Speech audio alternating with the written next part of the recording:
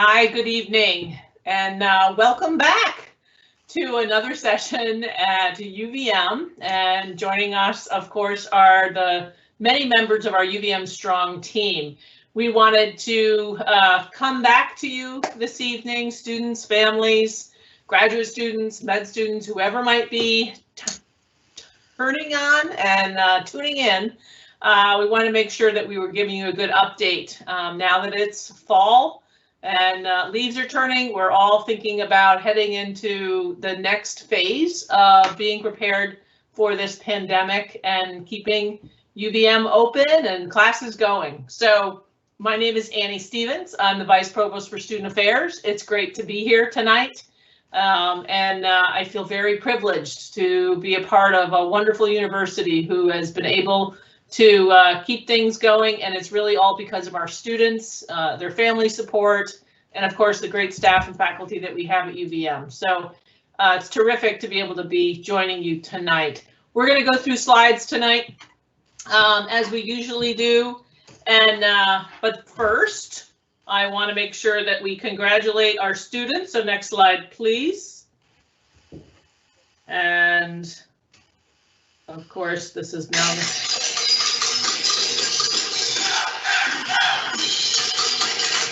right, this is what we do in Catamount country. So,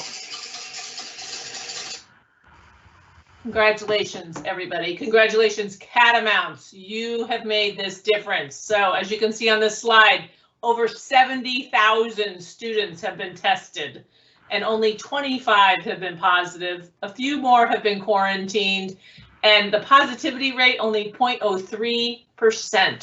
That is amazing. We are running ahead of the country, running ahead of every other university in terms of being able to beat this pandemic back and keep our university open and keep everybody healthy and safe while doing it. So I just have a huge shout out to all of our students who've been doing so well. And you walk around campus, everybody's got a mask on. Everybody is looking out for each other. It really is the best of UVM during this time. So a warm thank you and much appreciation from everybody at UVM to our students particularly. So with that, I'm gonna let you know what we're gonna talk about tonight. Tonight we've got, of course, fall academics now. So those of you who are at home in person, a little bit of reminding you about what support systems are available to you right now as you're with us. And then we're going to jump also right into learning options for the spring. So again, it's kind of that, well, are you going to choose at home? Or are you going to learn in person here at campus, and walking you through that process and decision making. Of course, we'll have Rafael Rodriguez join us around residential life processes and everything from Thanksgiving to winter break, to moving back in the spring semester. And then we'll wrap it up with some general UVM strong planning processes and walk you through some of that and a timeline so you can start thinking ahead and preparing ahead. And then of course, questions and answers as they come up. So I'm gonna kick it right over to Jay Dickinson, who is Vice Provost for Academic and Student Success. And she will walk us through both the fall academics now as well as your learning options. Jay. Thank you, Annie. So if we can move right to the next slide. First of all, I want to congratulate everyone. I want to echo Annie's congratulations. Amazing job by everyone, whether you're at home or you're on campus this semester. Really helped to propel us to some success so far. There are just a couple things that I want to remind folks about. Don't forget that the Navigate app is available for downloading, and I think a lot of you associate this with advising. It can help connect you to your advisor, but there's also a study buddy feature on that will allow you to find students in your classes who are looking for people to study with for that particular section. There's also an app called Near Peer, and this is more of a social app that will allow you to meet other students. And when you look at these slides, you'll be able to click right on those links and find out how to download those apps.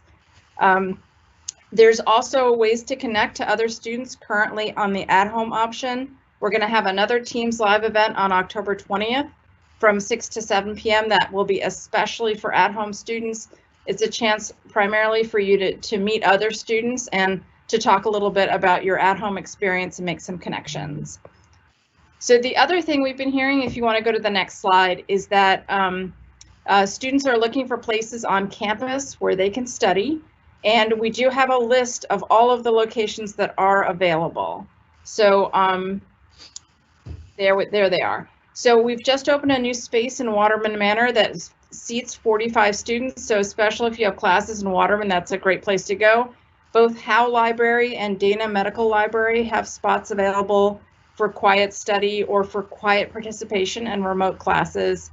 The multipurpose center with the indoor tennis courts has a lot of spaces, and you can do more vociferous and loud participation in your remote classes there. And there's also all of the tents on campus, which are available for dining, and they're also available for study space, and they can also be reserved by student groups for events. So keep in mind that all of these places that you may not recognize as being open to you are absolutely open for you to be able to use for studying. So we're going to move right into the spring learning options next. And I'm going to cover the at-home option for spring. Once again, we are going to be offering this to students. Even if you elected at home in the fall, you do need to fill out the form again because we recognize that some students are going to be changing back and forth from at home and on campus. So what it means is you can enroll in any online class, so ONL class, those are asynchronous, remote synchronous classes that meet online but at a specific time and day of the week, and also in those special at-home sections of mixed courses. So they'll be specially marked in the schedule of courses, and you'll know which ones you'll be able to get into as an at-home student. You will be automatically exempt from COVID-19 testing because you will have signed a piece of paper that says that you will absolutely not come to campus for any reason. So you do not need to participate in the testing protocol. You will need to reside in an off-campus location that fits one of the two requirements. First years, sophomores, or other students who haven't completed their on-campus residency requirement must reside at their officially listed permanent residence. So we really want you to be living at home. Undergraduate students who have met their on-campus housing requirement, graduate students, certificate students, non-degree students, you may reside locally off campus. So, and we also require that you abide by the Green and Gold Promise, and we will be asking you to refresh your commitment to that probably in January. So next slide has some information about more of the requirements and also what you will still be able to do. You will still be able to access remote services, things like tutoring, writing support, digital library resources, or even getting resources mailed to you. And reference librarian support is all available. Advising is available. Counseling is available. So there's so many services that are still available remotely. You will not have any access to our campus for any reason. You can't work on campus. You can't do research on campus. You can't meet with anyone. You can't visit anyone. This applies to all students who choose the at-home learning options, even students who reside locally. Graduate students can choose the at-home option, but and they'll use the same form this semester, unlike in the summer. But if you have an assistantship, you will be asked to provide some additional documentation that just shows that you can do that assistantship fully remotely. And I do want to point out that there is no free summer course associated with the spring option. That was a special incentive in the summertime due to the really tight timeframes we were working under. We are not offering that for the spring semester. And I think there is one more slide that describes the process. So on October, right now we're announcing it, letting people think about it. There's FAQs posted on the registrar's website. On October 26th, the actual request form will go live. And that's also the day that the initial schedule of courses that will list all the course modalities will be available. So you can look at your potential schedule and see whether at home is a reasonable option for you. If you were at home in the fall, like I said before, you do need to resubmit an at-home form for spring. On November 7th, the final schedule of courses will be posted. There might be some minor changes after that, but that will really be pretty much that final schedule with the final course modalities, locations, and so forth. November 13th is the final deadline for the at-home request form. You need to get that in before midnight on Friday the 13th, and you must submit the form in order to be able to be coded so that you can gain access to those special course sections that are only available to at-home students in the mixed and in-person classes. So, and then the following Monday, registration begins according to the regular schedule that's currently posted on the registrar's website. So on the next slide, I'll turn it over to Bill Falls, who's the chair of the Faculty and Academic Affairs UVM Strong Advisory Group, to talk about what it'll mean to be an in-person learner next spring. Thanks, Jay. And I'm going to pile on with Annie and Jay here and just give my heartfelt thanks to all of you for those amazing, amazing test results. You should be very proud of the work that you're doing. As Jay said, I'm going to tell you a little bit about what the on-campus version is going to look like. And for those of you that are on campus this semester, it'll look an awfully lot like what this semester looks like. Again, we're maintaining social distances in our classrooms, so that forces us into mixed modalities where you'll have some in-person instruction as well as some remote instruction, as well as regular in-person classes, and of course the remote classes, the synchronous remote classes, as well as the online courses, the courses that are delivered in an asynchronous fashion. So those will be available to you, and as Jay said, you know, when the course schedule becomes live, you'll be able to select those. What it means to be on campus, it means that you'll have access to all campus facilities. So you'll have campus to athletic facilities, you'll have access to libraries. It means that you're going to participate in regular COVID-19 testing, just like we're doing this semester. It also means that you will refresh the green and gold promise and reaffirm your commitment to that. You'll reside on campus or in town, and you will have that access to those study spaces that Jay described previously, as well as accessed remotely and in some cases in person to all of the support services and facilities we have on campus.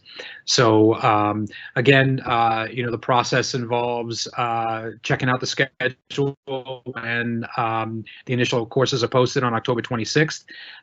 You know, really paying attention once that final course schedule is posted on November 7th, and then registering for your classes beginning on November 16th. So, you know, the in-person learner is the default mode. So if you don't opt for the at-home option, then you register as an in-person learner. So I guess I will turn it over to Raf for the next slide. Sure. Thank you, Bill. Good evening, folks. Good to be with you again. We, as always, are going to record this session. I thank Bill and Jay for giving you all some great information regarding the academic experience for next semester. And this session today has lots of information, so we acknowledge that. I encourage you to see this again or watch it again when you can. While Jay and Bill talked about the academic options for the spring, I'm going to spend some time talking about the residential life processes that are coming up, how we transition from the fall to the spring, and then what you can expect in the spring. There's a lot that we do know, and there's still some that we don't. So I think you all know that I'm going to do my best to make options and information as clear as possible, knowing that not all of that information or what we have to offer will meet your needs, but at least you will leave feeling somewhat clear about what to expect. So we'll get started now. Let's talk about staying on campus after Thanksgiving break or for Thanksgiving break and beyond. Some students have expressed interest in this, while the vast majority of folks will be going home the week of the 23rd, 24th, and completing their semester or the rest of their semester remotely at home. Some students have expressed interest in staying on campus, and that is an option. For students who wish to do so, there's a couple of things you need to know. Number one, we're going to ask you to sign up for that and just acknowledge that you will be on campus. That form opens on November 1st, as it says on the slide. There's a couple of things you should know. If you plan on staying past Thanksgiving or through Thanksgiving towards the rest of the semester, which ends on December 12th, there's a couple of things we're going to expect of you. We're going to expect you're going to continue to participate in weekly testing. You continue to uphold the green and gold promise and all the rest of life COVID-19 policies. Wear your mask all the time, except for when you're brushing your teeth or in the shower or in your room. It means no traveling outside of the state of Vermont. And it also means refraining from congregating with anyone who has traveled or has come into the state of Vermont within the last 14 days or 7 days with a negative test. Let me unpack that a bit. That means that if you're hoping to stay on campus, and parents are getting very creative and saying, can we come up and meet you up in Vermont for Thanksgiving? Only if you are here 14 days prior to Thanksgiving or 7 days prior to Thanksgiving and get tested and have a negative test, right? So the whole bubble concept that we've really built, the reason we have the 0.03% rate that we are very proud of you about is because we've been very intentional about making sure that our students are staying local and are staying in low infection rate areas. So we want to make sure that we are supporting that and avoiding folks connecting. So you can be in Burlington, but we're going to ask you to not congregate with folks who have either left the state or coming from outside of the state in the last 14 days. Okay. Thank you. So let's talk a bit more about anyone who's wishing to stay beyond Thanksgiving and for winter break housing, which is the next slide. In the past, we've offered winter break housing for students, similar to what we did in the spring and in the summer. We're not going to offer just broad break housing. We're only going to offer emergency housing. It's called winter break emergency housing this year, and it's going to follow the same criteria as it did before. It's going to be granted to students who are housing insecure and international students who are unable to travel home due to either travel or financial restrictions. So those are kind of the two categories. And that's not unlike Thanksgiving where you can just say, hey, I'm going to stay. That's more of an application process, and that's going to be reviewed. Once it's reviewed, we will let you know whether or not it's been granted or not granted. And unfortunately, it's not, there really isn't a space for appeal of the final decision.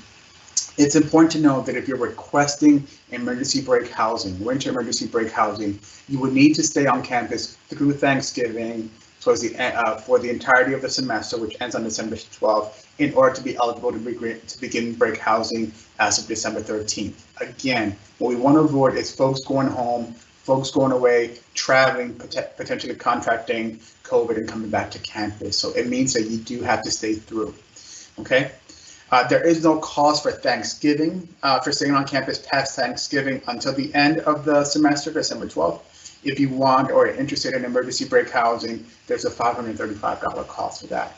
And again, that application process opens on November 1st. So we're sharing a lot of dates with you. We'll come back, circle back, and let you know all of the important dates at the end. Let's talk about how you prepare and leave if you're leaving for break. There's a couple of categories for you all, and it's important for anyone who is either in the residence hall or about to be returning to the residence halls or considering it to pay attention for the next couple of slides. I'm going to kind of walk you through what you need to know. If you're leaving for the winter break and are returning to campus, hold on to your room key. There's nothing that you need to do with respect to that key. Hold on to it. A couple things. We're going to have a conversation now to weigh out some pros and cons because you're going to have to make some choices. Here's some things I want you to know.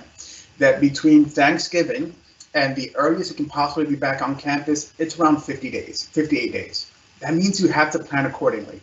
That means that while we were able to do some things in the spring, we don't have the capacity necessary to go back into your halls to ship items. So what do you need for 60 days? What do you need essentially for 2 months to be at home? What are the essential items? What are your clothes? What is that favorite stuffed animal? Because I promise you I will not be mailing stuffed animals this time. So what is all the things you need to be at home for the remainder of the 2 months? Particularly because you should know that, and Gary will probably talk about this at another session, as per the updated governor's orders, once the residence halls are closed, once the end of the semester is here, we're not allowed to have anyone back on campus and in the halls until mid-January. So there's going to be no returning to the halls, unfortunately, until that time. So it's important for you to plan accordingly.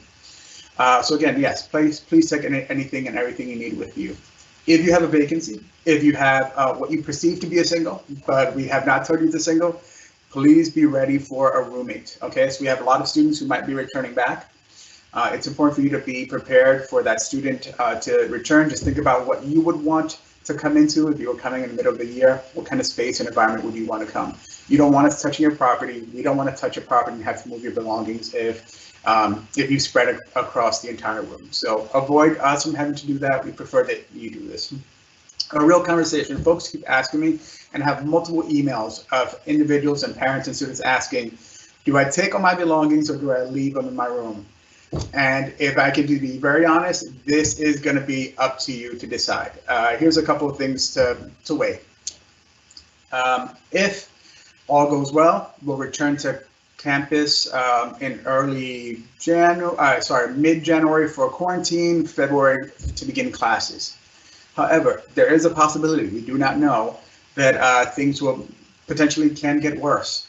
And there is a slight possibility, right? It's always an option that we might not be able to begin on time, or might not be able to begin in person. Those are all possibilities. We're not sure exactly what's going to happen. We have a good plan. Think about what it would mean for you to have to return to campus to retrieve all your items. I know what we won't be offering this year if we were to shut down campus is the shipping, is the packing, it's the storing.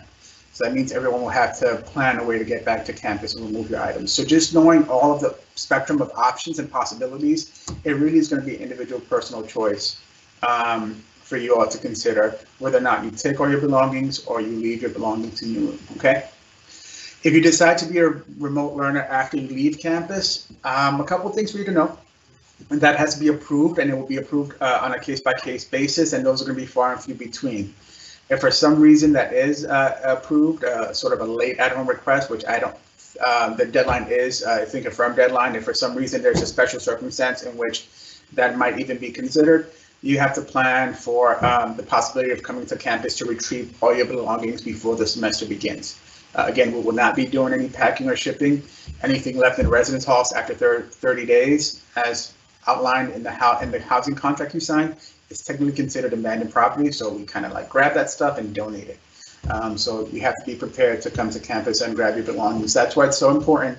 And Jay will emphasize this. Please make sure you make a good decision, a thoughtful decision. Read all of the details about at home and decide once you are ready to make a decision before the deadline. That way you know exactly what you have to do. Flipping back and forth will come with some impactful consequences, okay?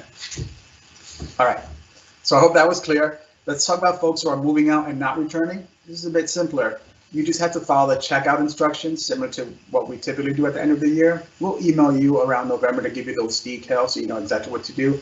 Big important thing, you have to turn in your room key. So just make sure that you do turn in your room key. And again, remove all your belongings. Anything left in the room after 30 days, like I said, we give it a Goodwill. They do something nice with it, but we can't pack and ship it.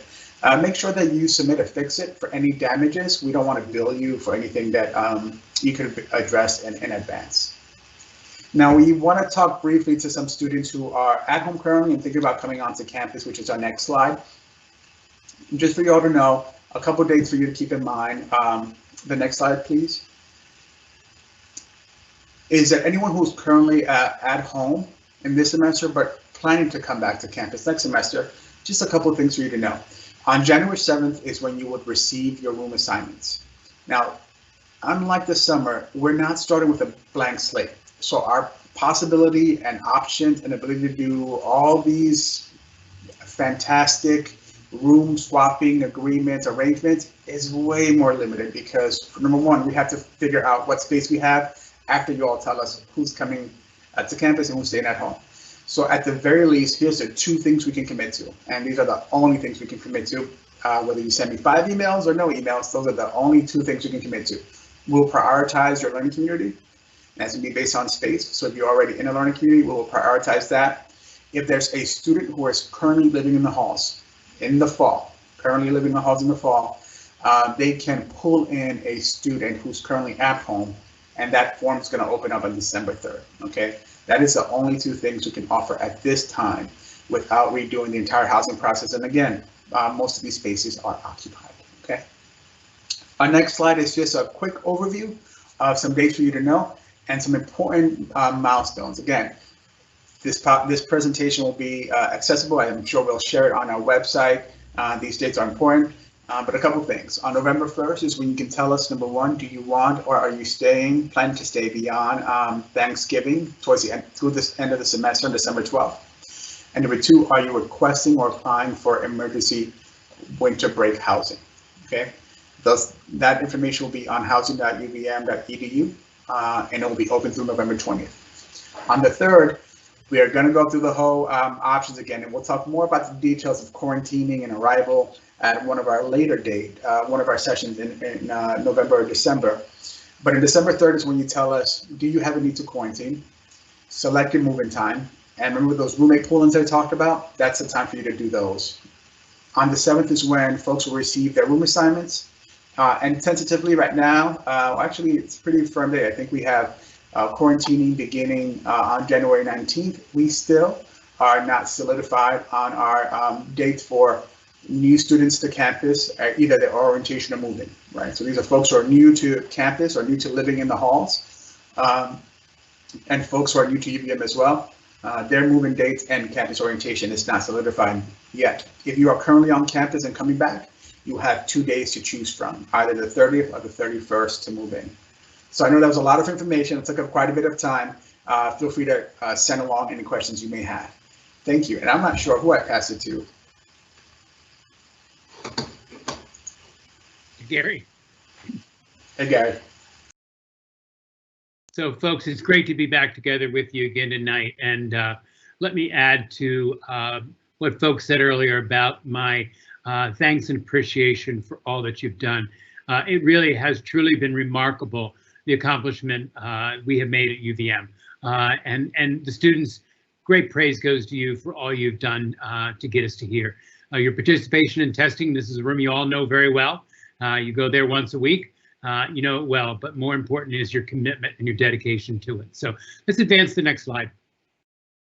So I want to talk about our spring 21 calendar. You know, we sent out about a week ago, 10 days ago, an update that we have changed the academic calendar for spring 2021. Our first day of classes will be Monday, February 1st. And we moved the start date for another number of reasons. And that was to provide a greater span of time between the end of fall semester on the 24th for in-person and the start of spring semester. But in order to do that, we had to eliminate spring break. So we will have classes on President's Day, which in the past we have not. You will have a town meeting recess day that you always had on Tuesday, March 2nd. And then we've added in 2 additional, what we're calling reading or respite days, one on Wednesday, March 24th, another on Thursday, April 15th. Then the last day of classes will be Tuesday, May 11th, and then final exams for spring semester will be May 13th, 14th, 17th, and 18th. And then commencement will be on Sunday, May 23rd. Now, I can't tell you what commencement is going to look like this far out, but mark that on your calendars because we will do something in the way of a commencement on that day. It may have to be virtual like we did last year, but we just don't know at this point what commencement will look like in May of 2021. So you can advance to the next slide. So a couple next steps I want to remind you that. All students at home and in person are going to be asked to recommit to the Green and Gold Promise. We're going to be doing that later in December, early January. We'll be sending that out again. We really appreciate all of you that did do that and following through on that. But just to reiterate each of our commitments to that Green and Gold Promise. We are also going to be doing a pre-arrival test like we did in August this past year. We found that widely successful. Fortunately, only about 9 of our students tested positive, but they were able to isolate at home, go through that period, and then come to campus. We found that a really effective way of identifying any risk that we might have to the campus. So we'll be announcing that in more information later, but plan on that in the month of January. You may recall this past August, we allowed students who could not meet the quarantine requirements that the state established, either quarantining at home for 14 days and traveling directly to UVM, or quarantining at home for 7 days and then getting a negative test and traveling directly to Vermont, or coming from one of what they call safe counties.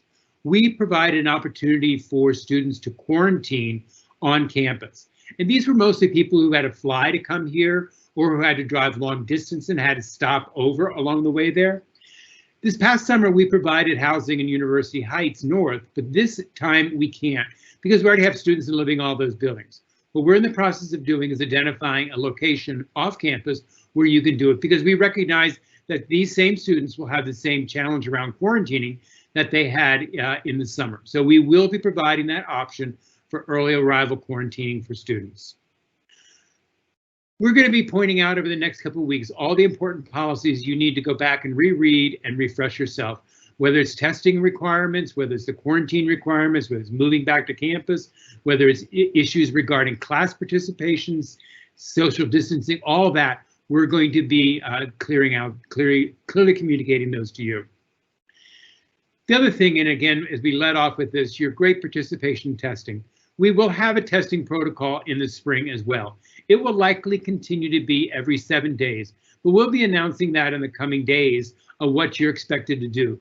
But we will be offering the testing just like we did this past fall, or doing right now in the Davis Center, in the game room, on a basis where you have to come every 7 days. So you can advance to the next slide. So we have thrown a lot of dates at you tonight, and this PowerPoint is going to be posted, and these dates are also available on a number of sites. But let me just kind of quickly summarize all the important dates that we've talked about tonight.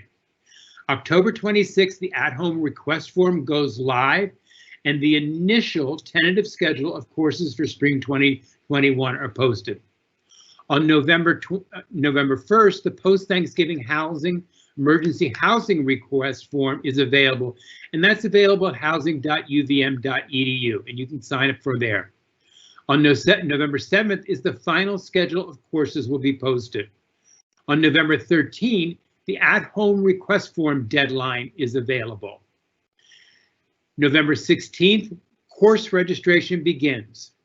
December 3rd, quarantine plans, move-in time selection, roommate pull-ins, all that information also will be available on housing.uvm.edu.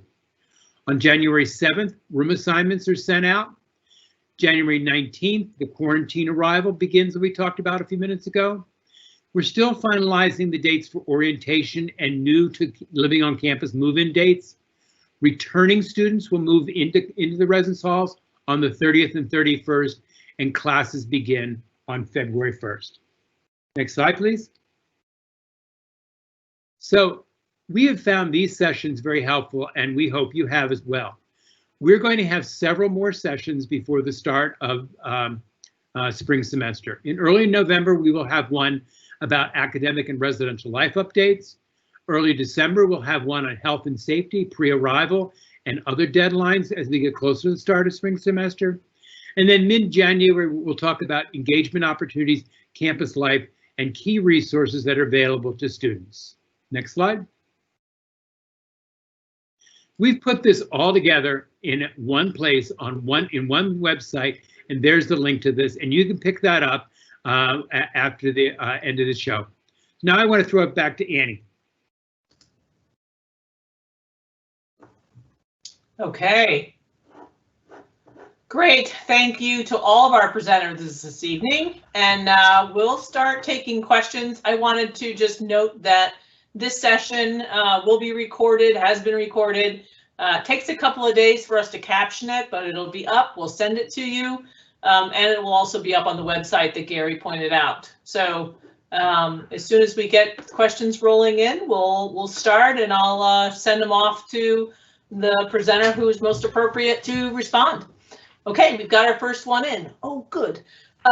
If a student is leaving for Thanksgiving and has a Tuesday afternoon class, because classes are Monday and Tuesday of that week, can they stay in the dorm room Tuesday night and leave school on Wednesday? Raph, what do you got on that? That's a great question. Yes, we have, like 2 years ago, made a decision to not make the end of your housing day the last day of classes. Not the most helpful or useful. You have to stay overnight sometimes class and late, and sometimes folks just want a cheaper flight, let's just be honest. So the student can stay in the residence halls until Wednesday at 12 noon. Great. The next one, Gary, I think I can answer this, but check me. I'm assuming returning students can quarantine at home for the 14-day period instead of on campus. That's true as long as they come directly to campus and don't stop anywhere in between. When will we know if spring sports will be allowed to have competition and travel? We are talking about our, well, winter, spring, it's spring term, winter sports. We're talking about that now. More information should come out about our athletics and our season and trying to get some athletic sports going. It all depends, of course, on lots of different things between the NCAA, our own conference that we are a part of, as well as the state of Vermont and our health officials. But stay tuned. We're trying to work on something that might have to be set up in order for our athletics teams to participate. When will we know? Oh, I did that one. When courses are posted, will they document whether they will be an in-person, hybrid, or online class? I would think so. Bill and Jay, do you want to talk about how they will be described?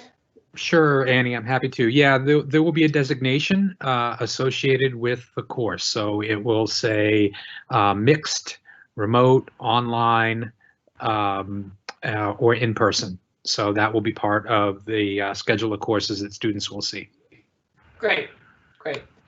And I know that we're trying really hard this this coming semester, that I think some faculty had to change their modality, but we're trying real hard to know that the things that are posted will stay in that modality as students are signing up for those courses. Okay, next one. Is it possible that we'll be turned away if we decide we want to come back to campus, currently an at-home learner? I can't imagine we would turn you away. Anybody have anything on turning students away? Can't imagine to be an in-person learner. We welcome you. The only thing I would guess would be if we ran out of bed space, but I don't assume that we will be doing that. So please, R. Davis, join us in the spring term. Next question is, do returning students choose a move-in time on January 30, 31, or just new students? Raph, are you? Great. Yeah, it's a great question. Everyone chooses a time. The only new students and returning students, the only caveat is if you have to quarantine, meaning you're taking public transportation or you cannot come to campus without stopping.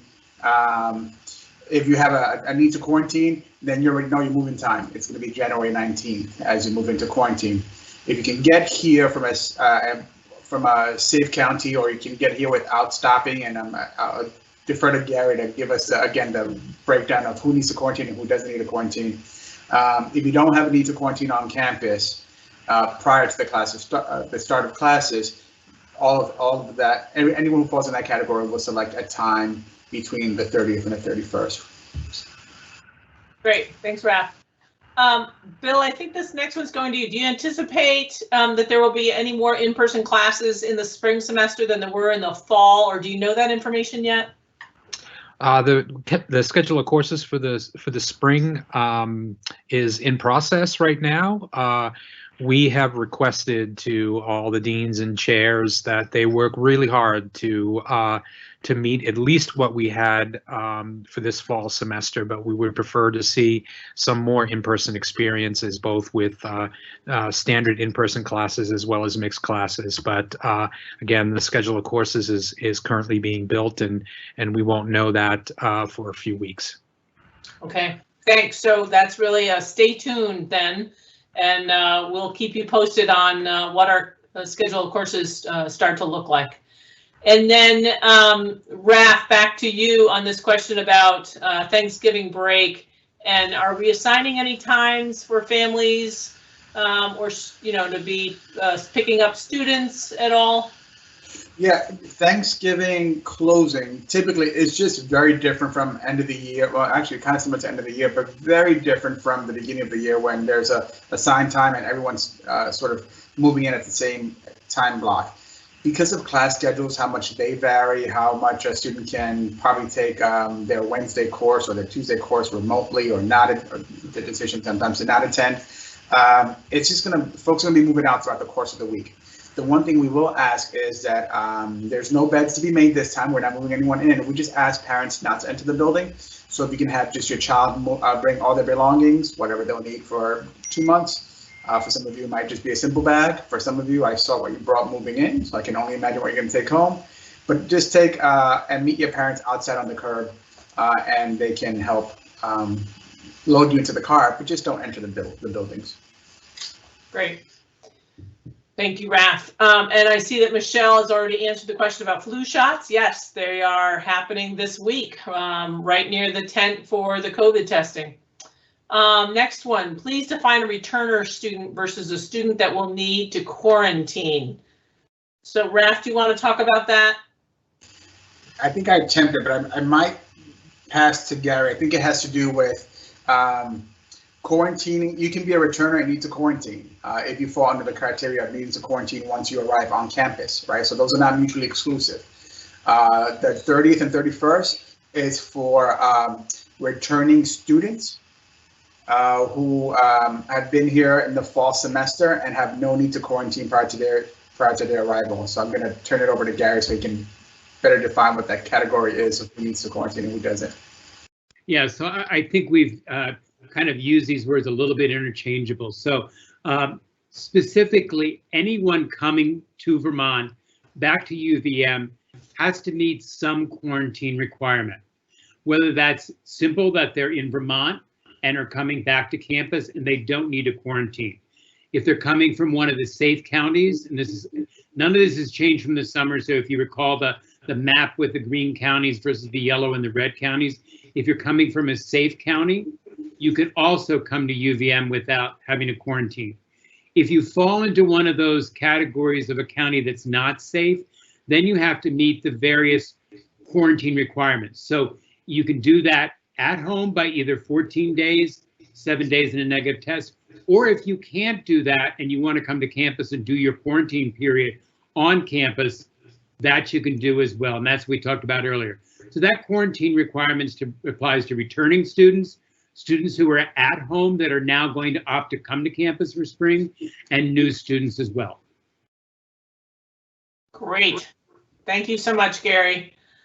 And the next one is students currently living on campus will move back into their current space. And I am thinking that's correct, right, Raf? Correct. Yep. Okay. And we're going to keep going here. Will there be COVID testing for students prior to returning at Thanksgiving? And if not, what week will be the last week students will be tested? Gary, you want to talk about the testing schedule? Sure. We're going to be doing testing up through Tuesday, the 24th. There you go. So students, it is highly recommended that the students, before they go home, get tested and actually try not to stop on their way home anywhere if they can, and then they should be good to go to be home. The next one, will at-home students be able to re-rank their learning communities? Raf, you want to talk about that?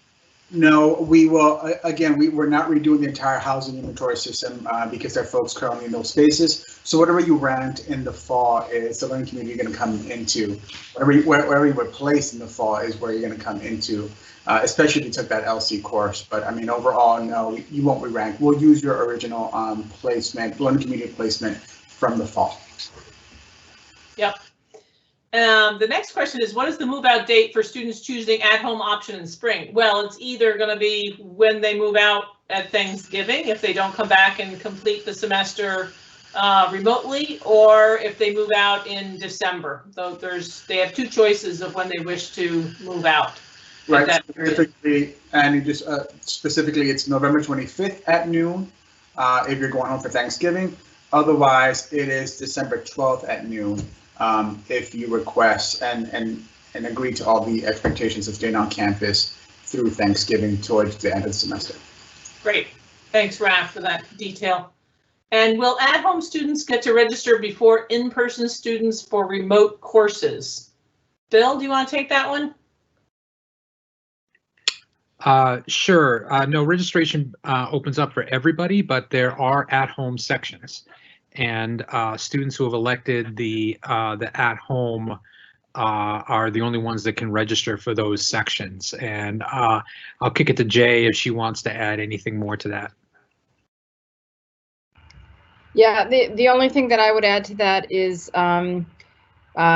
we anticipate that there should be plenty of spaces, both in those at-home sections. We can adjust those a little bit, but also in remote and online classes. So just like in any semester, you should be able to create a complete schedule. You might not get your absolute first choice, but there should be plenty of spaces even for first-year students who are registering at the end of the week.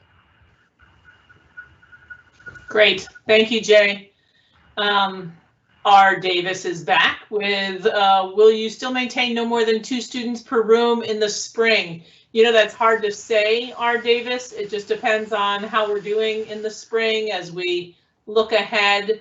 I bet we'll start the spring term in February with students not visiting each other in their rooms and then try to ease up.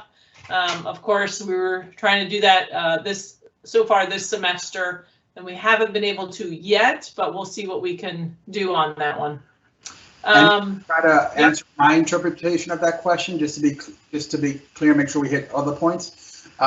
If folks are asking about occupancy, room occupancies, please know that we will continue to only have doubles and very few, but some singles, only doubles and singles. That way we get all the answers there, Nanny. There you go. Thank you, Raph. Always backing me up. I love that. And for the students staying over Thanksgiving, will there be modified dining options and possibly a nice Thanksgiving dinner?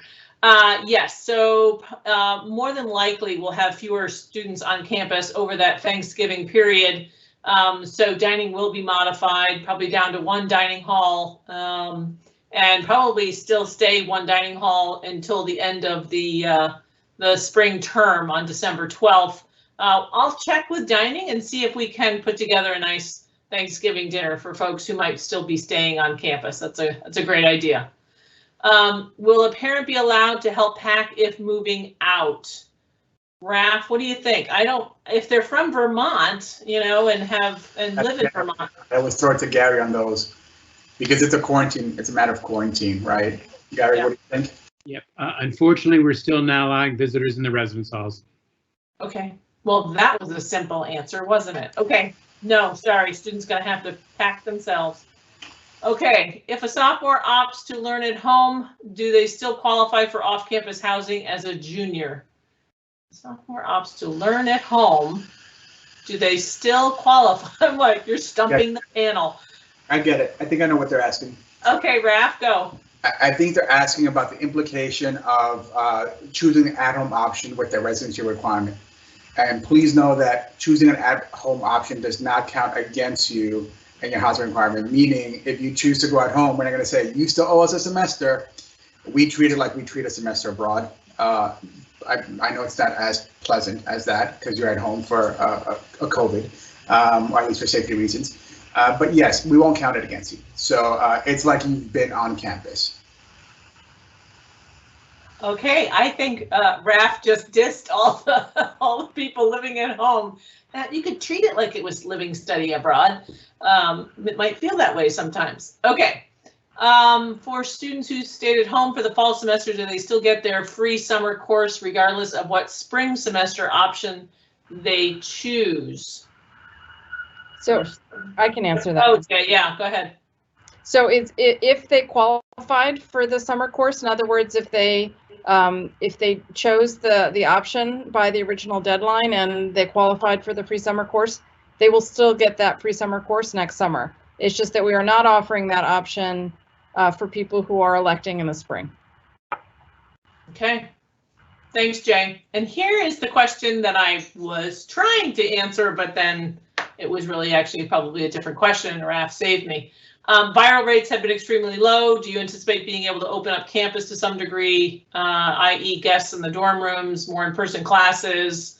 Gary and Raph, I don't know if you have heard anything different. I have not heard anything yet about opening up guest policies yet. I hope we do. I keep asking, but our medical professionals are still advising us to really keep it still pretty conservative at this point. I don't know if any of you want to chime in on that. And remember, you know, students really can meet in tents, meet in the dining halls, meet in common areas. There are a lot of spaces on campus that we've created that students can visit with each other. I know it's hard. They want to be probably in each other's rooms, but there are other places on campus to visit and get to know each other. Okay, Danielle, if off-campus students want to come home for Thanksgiving and stay for several weeks, how do they opt out of weekly testing as they are now home? I would think if they're staying for several weeks, then they would just do all of their classes remotely and not come back. Gary, That's do you correct. want to? Yeah. That's correct. Okay, that's correct. So if we are currently an at-home student but don't fill out the at-home form for spring, we are automatically registered to go to campus for the spring. Jay? You still need to choose your classes, but yes, we will. If you are not listed as an at-home student for spring, you will be put into the testing protocol, and our expectation is that you are an on-campus student. If you still need to elect housing if you plan to live on campus, but you know you only have to choose if you want to be and fill out a form if you want to be an at-home student. Otherwise, our assumption is that you will be learning on campus in the spring. And actually, we have a housing contract for all of our required students already. So we're going to assume you're coming to campus, and not only will Jay assume you're on campus for class, we're going to assume you're in the halls, and we'll be assigning you a place already. Okay, and Raph, this next question is for you. Does the $535 charge pertain to staying from 11/24 through 12/13? No, that's the Thanksgiving time period. Correct. So they've already paid their room rate and their meal plan, right? Correct. That is from staying. We did technically. That is from before we altered the fall spring calendar. We're not charging for any changes of the spring calendar. That was not of your fault at all. So that is for a daily rate for housing starting the 12th, 13th through the 12th, which I believe would have been the day that folks moved in. So we're not double charging students. So that's really emergency housing. It's emergency housing only. Yeah. And there will be probably one dining hall open. We haven't determined what the cost of that will be. It depends on how many students are there and how well we can make that cost effective for students. So that's just the room rate during the emergency housing period. But there will be a dining option as well. If students stay through Thanksgiving until the end of exams, are they still covered under the meal plan without additional cost? Yes, they are. That is part of your meal plan if you stay through and after Thanksgiving for that last 2 weeks. Just to confirm, if we are living outside of Vermont in a county with less than 400 active COVID cases per million, which I think would be like a green county, we are not to visit our current student at Thanksgiving. Is this correct, Gary? No, they can visit, but they have to follow the same requirements as far as travel to and from UVM. It has to be uninterrupted. Can't be in a congregate carrier or anything like that. Great. And Okay. those counties are updated every Tuesday now. Oh, every Tuesday. Okay, great. And we should probably put in our upcoming session the link again to that, or chat that link out again, so people can see where they can find that information. And those do change often. So And that was in the memo sent out today about travel, which also went to parents, a link to the quarantine requirements. Okay, great. Sophomore students who choose an at-home option this current semester, will the 4th semester on-campus housing requirement apply for next fall, or will these students be able to live off-campus starting their junior year? I think, Raph, isn't that the same question about your residency requirement? It is. It does not count against you. Okay. What is the date that a current dorm resident must decide whether to move home as a commuter student for the spring semester? Oh, to learn, I would say to learn remotely. Anybody have the dates in front of them about decision making for that November 16th date. Is that the date, Jay? Is it November 16th at-home deadline? So I want to clarify. I think this is actually a more complicated question than it appears on the surface. So there's a difference between being a commuter student and filing the paperwork to live at home, and I don't know, Raf, when there is a deadline for spring for that. And then there's doing the at-home option. So if you do the at-home option, you get a testing exemption as part of the at-home option. If you choose to be a commuter student, that does not automatically give you a testing exception, and you will still need to make a testing exception request if you do not plan to come to campus. So there's a little bit of difference between the two, but I would say it's probably a little easier for you to do the at-home option than to fill out the form to be a commuter student. Is that correct, Raf? That is correct. We should also know that there is a contract cancellation fee for a commuter form because you are canceling your housing contract, and you can do that up until the start of classes. After that, you're sort of charged not only the contract cancellation fee, but any prorated use of the room fee. So I would recommend strongly to do the at-home option if you're able to do that. If you want in-person classes, then you would want to cancel your housing contract for a commuter and submit a commuter form before the beginning of classes. Okay, well, that was a more complicated question than I had initially read. Thank you both for answering that. Can my students stay on campus over Thanksgiving because we live far away and still go to family dinner with Vermont-based family and return to campus? Sure, if they stay in Vermont and the Vermont-based family is staying in Vermont and not having any out-of-town guests outside of Vermont, there's a lot of qualifiers in that, I understand.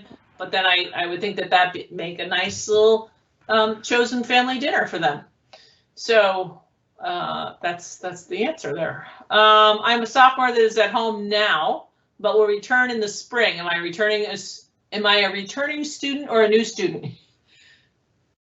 You're a sophomore. You're a returning student. If you've been on campus before, I'm assuming you were on campus last year, then stay at home this semester. You're a returning student for the spring. All right, Peter Jackson. I am currently an on-campus student with all remote classes. If I decide to head home early, who do I need to inform in regards to weekly on-campus COVID testing? Gary? Peter, you should fill out the temporary exemption form that's available online there. Great. And anonymous. On the UVM parents Facebook page, there are several instances of parents reporting of their students feeling disconnected, possibly because of the difficulty in socializing, meeting new people with the COVID restrictions. Is UVM aware of this, and do you have any plans to address this issue? We have, and we are aware of some students, you know, in normal times, especially for first year students, it's hard to sometimes meet people and do that, and especially now with some of the restrictions. But again, we're very aware of it. We've been reaching out to students. We have actually surveyed current students who are on campus right now and got their ideas for best ways to make friends and socialize, and we have sent that back out to students as well. There's some great ideas in there. We're encouraging folks to use the tents and other areas to meet people, and are starting to pick up on our weekly programs that will be coming out and have started to come out. And so checking the UVM board site is always a great thing to do, and we'll be picking up all of that and hoping that students feel a little bit more connected. I don't know if Raf or anybody else wants to chime in about that one, but that's all that we're doing. I'll share that we continue in the residence halls to have both RA on the ground programming, but more importantly, our professional staff really delivering some programs in the buildings, some virtual, some with our at-home students to connect just exclusively with that population, which I think is important as well. And we're working with Student Life, or Student Life really is taking the lead on bringing a lot of the programming more localized and centralized and closer to folks, so that they can connect. We dedicated a whole UVM Strong session a couple weeks ago to this topic. We are, I am very aware of the Facebook parent group conversation. We work very closely to, as soon as we know a student who's struggling, connect with them. Students can help, it's just a way of helping their development to be able to identify where they're struggling and help them develop those skills. So we prefer to, we don't always take the recommendations that we may hear. What we want to do is develop a plan with the student around how they can get engaged, how do they get outside of the comfort zone, what are ways to connect, where are places to connect, and students really appreciate that. Because sometimes what we think they might want or need, it's not actually what they're asking for. So as soon as we are aware of those students, our staff, our residential life staff on the ground, connect with them within 24 hours. Great, thanks, Raph. And these next couple, I think for you, will the bins be available for to help folks move out some of their stuff? I think it's those big rolly bins, right? Well, I'll be honest to say that a parent probably just made a couple of other parents not too happy because bins are only available in one building, which has 7 floors, and that's CCRH. And those are rented, they're not in deep storage, so no, they won't be available for move out, unfortunately. Okay, I guess bring their own little trolleys and carriers. Right. Remember, we talked about no shared items for moving or for move out. It's just a safety thing. We had the sort of RAs and the students around to and volunteers, frankly, to wipe every single bin down after every single use. With move out happening over such a span of time, we can't guarantee that those bins will be sanitized and kept up with in a level that we feel comfortable and safe with. So we won't make them available. Yeah. Okay, thanks. And I see that Michelle responded to the question about flu shots and the cost. And another question, if students stay through finals, when do the dorms close? I believe you said December 12th, Raph, is when the residence halls close if you're staying through finals week. And then I still have things like a room key and library books from spring semester. You do? And I'm considering taking the next semester at home as well. What should I do with these? Also, I got most of my furniture back because it was sent to me, but my bike is still on campus somewhere. Last time I saw it was in a bike room. Oh my gosh, your stuff is all over. Okay, Raph, any advice for the student who has some of their belongings still somewhere on campus? Well, I think we send the student all of their belongings. It was probably one of those lingering ones that we're trying to figure out what the heck is happening. But glad that we got your stuff. It seems like your bike is still on campus, so I will follow. You should probably send me an email so I can. I'm not sure what's happening with bikes. They're gonna tag them for a certain amount of time. Then after a certain while, I'm sorry, it's just considered abandoned property, and I don't know what the university or transportation parking services does with those. So if you know it, if you have it registered, hopefully, like I told you to do when you get here, maybe our staff can help track it down for sure. If you still have your room key, it's been quite a bit of time, and just for everyone's safety, when we don't get a room key back, we just get a lock chain. So most likely you've already been charged for that room key. So I mean, you can bring it back if you want or mail it.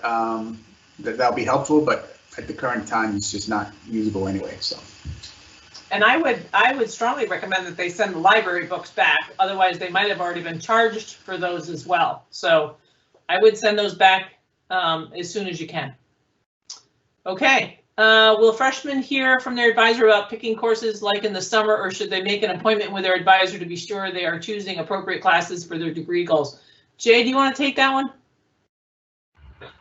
Yeah, I would hope that all advisors would be reaching out to their students, usually starting a few weeks before registration is when you would probably hear. So we're looking right about now to the next couple of weeks. However, you should also feel absolutely comfortable. Look on your Navigate app, see who your advisor is, and contact them, and they can set up an appointment for you. So either way works. But if you're getting nervous, just reach out, and that's the best way to ensure that you get the help that you want. Great. Okay. And Raph, I think you answered this in the presentation, but can a student request a change of living communities or learning communities from fall to spring? Is the wellness living community available to students in the spring that are coming from a different community? Yeah, I did. I think I was very transparent and honest that unlike the spring semester when you're choosing for next year or the summer before anyone moved in, we don't have a blank slate to begin with to start offering all the changes from one community. We don't have the opportunity and the flexibility to offer to match roommate pairs. We just don't have it. These are already occupied spaces or spaces the students living in them. So yes, we will be placing folks, prioritizing their learning community placement and putting them into the assignments that currently, where there are currently vacancies. There won't be the opportunity for folks to re-rank learning communities or to have a preferred roommate. The one exception is a pull-in, and a pull-in is I am currently on campus now and have an assignment and want to pull in another student, either a student who's also on campus currently or a student who might be at home. That's all we have capacity for at the moment. Once you get to campus, in the first few weeks in February, we'll open up trading spaces again. But to open that up prematurely, we won't have any of the capacity or ability to meet any of those needs. So we don't want to open up a fake process in which we will not be able to meet your desires. Okay, thanks, Raph. And then Jay, I believe this one is for you. I'm currently an at-home student and might choose on campus this spring. Can I change my mind during the winter break and stay at home for the spring? Is there a certain time after I am not able to do this? I believe that we've said that the deadline for reversal of at home is going to be in January, and the so wait, they want to be on campus and then move to at home? Yeah. Okay. That if that is the case, then you would be part of that case by case situation that Raph had described earlier, where they would have to weigh everything in order to decide. So if you think you want to be at home, you should really elect at home, because after November 13th, it's going to be much more difficult to elect that. Okay. All right. Thanks. So really, if they think at all that they want to be at home, they should choose that option. And then what if they decide that they actually want to be, so they choose at home, but then they decide they want to be on campus? What does that look like? Yeah, so that's going to be, again, dependent on the availability of housing, and so they would write to the registrar, and then the registrar will check with all of the available components of that and give them an answer about whether or not they can be accommodated on campus at that point. Yeah. Okay. We try our best, but there's no guarantees. Great. Got it. Okay. And then this question is, theoretically, would it be safe for every student to return to campus next semester, or would it still need to be de-densified? That's not a safety issue necessarily, but is a space issue. And theoretically, reality is that we are still de-densifying because we are still holding some residence hall spaces for isolation and quarantine. So not every single student who would want to live in the halls could come back to the halls in the spring. But Raph, I want to make sure that I'm checking with you about that answer. Well, no, I think that's accurate. I just want to make sure that we're just very clear. We have a 0.03% positivity rate. That is very true. That is also pretty much the outlier. And I just want to make sure that while we are in a very successful little bubble, COVID is still out there and cases are on the rise in many more places. So we have no intention to go back to normalcy at this moment, to have triple rooms and quads. That's just not a safe practice. So we're still leading with safe practices that are going to make sure we keep that rate low. So there's no way in which we can see ourselves tripling rooms for the spring semester. Great. Yes, and that's true. Much of what we're doing right now in this fall, we will still have plans in place very similar for the spring term. Okay, moving on. How will dorm assignments occur for students who were at home for fall but returning for spring and want to be in person? Okay, room assignments, Raph, and random assignment, can they request a roommate if that roommate is also returning? Yep, same answer as it was 4 minutes ago. We have the capacity to do two things. Place you within the same learning community, and if a current student in the halls right now wants to pull you in, a pull in. There is no roommate preferencing. There is no re-ranking.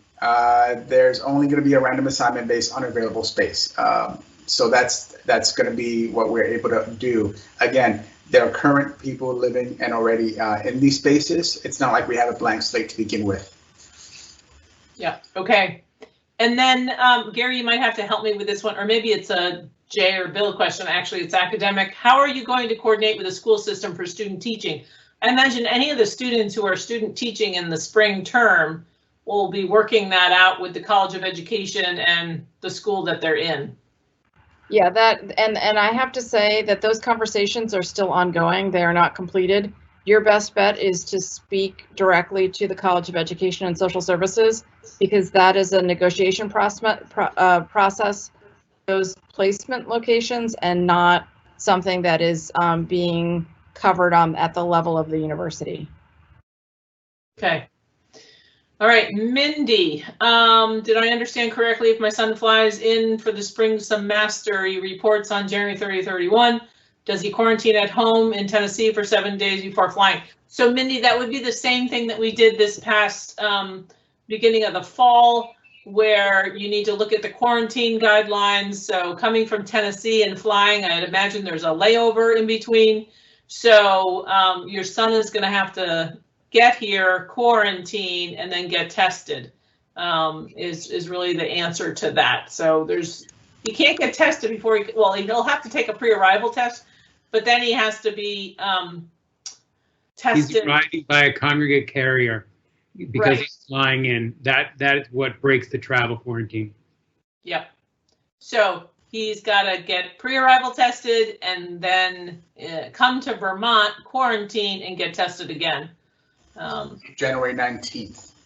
January 19th is when we're offering on-campus quarantine arrival, if he wants to choose that, or if he finds somewhere in Vermont to quarantine, and then we can offer a 7-day test after he serves either 7 days, or he can serve the full 14, making it sound like prison, serving the full 14 quarantine days.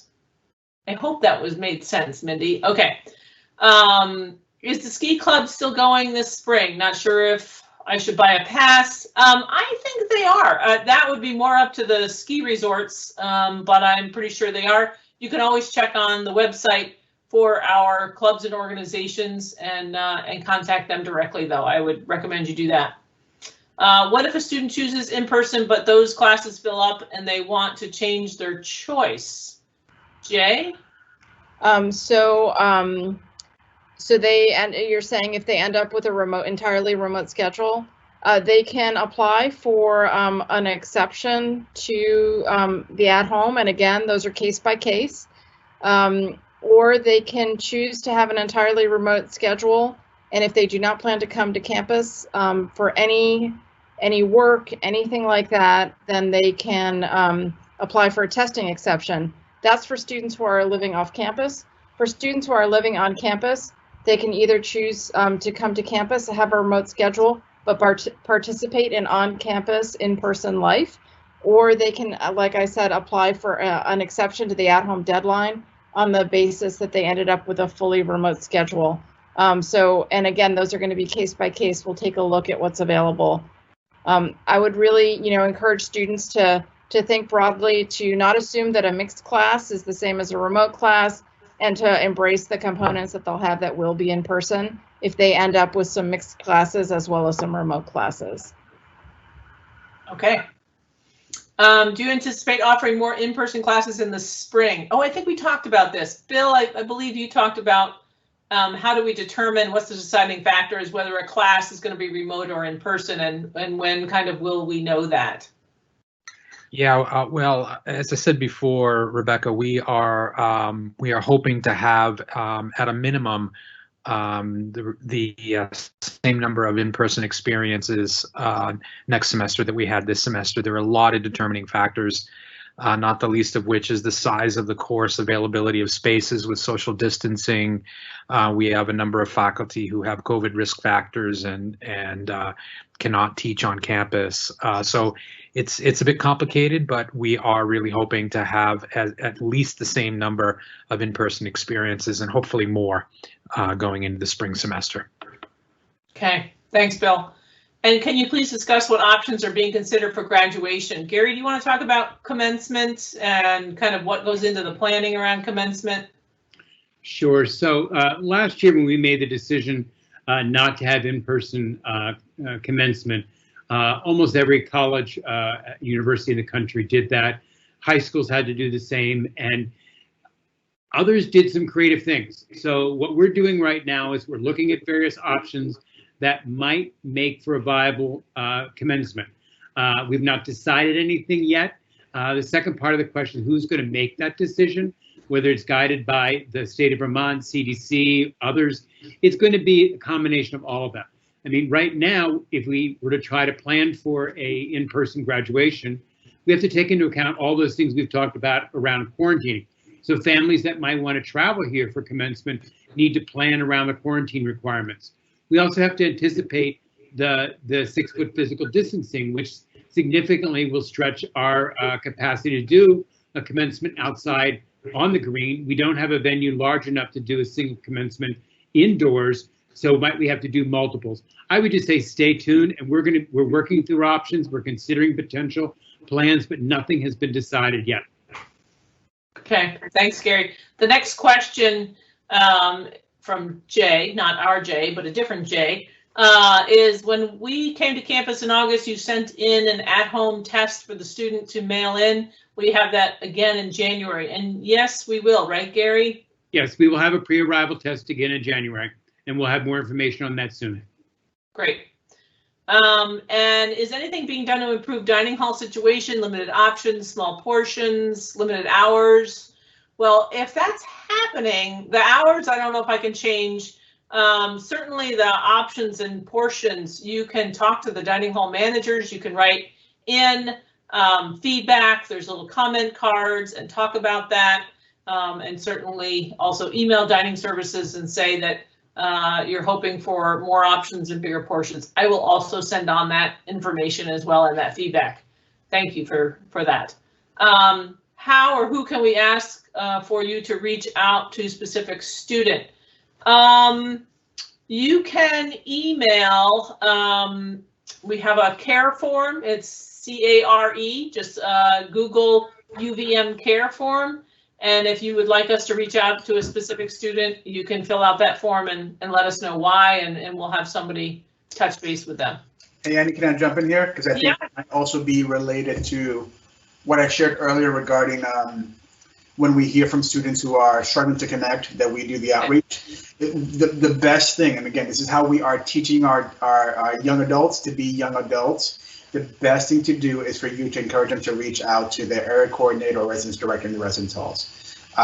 We love talking to parents, but the second you send us an email, we're still going to reach out to them and have them take the lead. But it is so helpful for their growth and development if you really begin to help support and develop them, particularly as first-year students, towards that process of identifying their voice, being able to articulate their needs, and being able to identify who are the people here who can help them. So area coordinators and residence directors, those are not RAs. RAs are students, but those professional staff, just encourage your student to say, hey, I encourage you to reach out, email them. You can find the person for them on the website and help them that way, but that's always the best strategy. But of course, if you email us, we're not going to turn that down. We will also take that information and go out and reach out to them. Great, thanks. And then will the gym at the wellness dorm be open in the spring? I would imagine whatever we're doing now, which is limited and none of our residence hall gyms are open, that will probably be the case in the spring as well. Is it possible to have some socially distanced bus trips to some of the beautiful places in the area for those students who don't have cars? Yes, some of the clubs and organizations are arranging those. Outdoor programs in the student life office is arranging those. So I think it's more of students reaching out and looking for that through their clubs and organizations or the student life office. My flight home is on Thanksgiving Day, Thursday the 26th. Am I able to stay in my room through Wednesday night? No, right, Raph? That is correct. That's going to be a no. But we would work with you if you have any, if you need any support, any documentation support. We have some arrangements with hotels. If you need an inn, if they're giving you a hard time, we can help you figure out how to get a one-night stay at a hotel. I know they're being a bit, rightfully so, a bit cautious around how they extend reservations, so we can support you there. Okay. And I'm reading this from Sarah C, and I'm so sorry. She's just reiterating the question about UVM is doing for first year students who are feeling disconnected. Her son is leaving campus this weekend because he has not We don't make any friends. I am so sorry. That's not good. And, you can reach back out to the RA, the residential life staff, certainly the care form that we just put in the chat box, and to certain clubs and organizations if he does choose to come back after he spends some time at home. We are actively working on expanding programming. Oh, there you go. Joshua answered that one. Can local underclassmen commute if their full-time home is in Burlington and attend in-person classes? Yes, that's a commute. Yes. Yeah, that's fine, right? Jay, I want a little bit more complicated, Jay. Yeah, I just want to make sure that they understand that they, if they are underclassmen and they need to fill out that form to be excused from their housing contract. That's the only thing I wanted to make sure, because it's not just any student. It's a student who otherwise would have a residency requirement to be on campus. So that's a form, and they can find that on the ResLife website. Great. Thank you, Jay. We're tag team in these questions now. Okay. What should students do when they are required to attend meetings on campus despite knowing that other students have recently traveled out of state and the advisor refuses to wear a mask due to her asthma but insists on being in person at the meeting? Well, that's not good. Then the students don't go, and you can also report that situation if the student wishes to, and ask for other options to be able to meet. But certainly if you know somebody who has broken their quarantine, that is not okay. You can fill out a report about that, and we will follow up with that student. And you can fill out a report anonymously if you wish. If students who live off campus are planning on going out of state for Thanksgiving, are they permitted to return? If so, are they discouraged from doing so? Well, first, they're discouraged from doing so. We really don't want anybody traveling out of the state for Thanksgiving. And if they do, which I don't want them to, then they would need to follow all the quarantine parameters coming back. So it means they need to quarantine for 14 days or quarantine for 7 days and get a test. When does housing contracts open up for spring 2021 students that are not required to be on campus but who would like to request housing, Raph? Let's have a whole different session on that. We're talking about the housing process for the following year, and there's so many dates, and we have a whole timeline. I promise we have a process in place, but we've thrown out so many days, I don't want to confuse anyone. But I promise you, we do have a timeline. It's a good one. It's not going to start till February, so let's not talk about that right now. I still think we need to get through some of these dates. Oh, Raph, I think no, they are talking about spring, this spring. The spring selection for next year? No, I read this as spring this year, like in a few months. How do they get a housing contract? Excellent. If you are, if you are at home currently, you already have a housing contract submitted. And you're required, you would have already had a housing contract submitted, and we have that data and we have that information. If you are a student newly admitted to UVM, you will not be on this call session. If somehow you got into this call, we should know that your contract is open right now as soon as you've paid your deposit, similar to what we've done. If you are talking about when does the spring housing selection process begin to choose housing for next year, that's going to be in February. I think I had all the options there. I think so. This sounds like a junior or a senior who's not required to be on campus but wants to be. For the spring? Yep. For the spring. Go to our website. You will have the ability to request housing for the spring. Now we're gonna first, you should know this, right? We always start with our students who are on campus required. We'll start placing them, but you have the opportunity to put your name on a housing request list, and then we will assign you by January 7th as well. Okay. Thanks, Raph. And I'm just we're winding down here, so just maybe one or two more questions. Bill, I think this is yours. Can UVM promise that a student who elects to be in person will not have a full remote schedule? Or Jay, whoever wants to do that. I don't think we can ever promise anything really, but Bill? Yeah, I'll take that one, Annie. I wish we could, but it's important to note that the schedule of courses will be available well in advance of having to select an at-home or an in-person option. So the students should be able to look at the courses they'd like to take, the courses that they may need to take, and look at their modalities and begin to think about how to build a schedule with options. Our hope is that if students can be flexible about the courses that they want and have some good communication with their advisor, that they should be able to build a schedule that has a mixture of remote and mixed courses. Okay, great. Thanks, Bill, so much. And it looks to me like that might have been the last question that we have for the evening. So very happy we got through all of them.